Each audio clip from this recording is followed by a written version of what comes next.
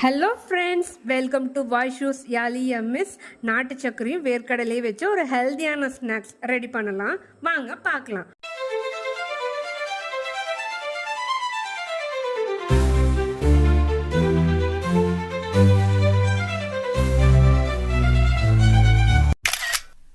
அதுக்கு தேவையான பொருள் 1/4 கிலோ வறுத்த வேர்க்கடலை, 200 கிராம் நாட்டு சக்கரை. உங்களுக்கு இன்னும் ஸ்வீட்னஸ் பத்தலைன்னா வறுத்த கடலை 1/4 கிலோன்னா நாட்டு சக்கரையும் 1/4 கிலோ எடுத்துக்கோங்க. ஒரு கடாயில் வறுத்த நிலக்கடலையை போட்டுக்கோங்க.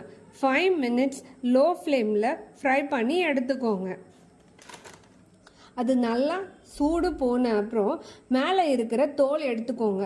1-2 தோல் இருந்தால் ஒன்றும் ப்ராப்ளம் இல்லை. அதை மிக்சி ஜாருக்கு ட்ரான்ஸ்ஃபர் பண்ணிவிடுங்க. லைட்டாக கொரகொரப்பாக அரைச்சிக்கோங்க. இப்போ நாட்டு சர்க்கரையை ஆட் பண்ணிக்கோங்க.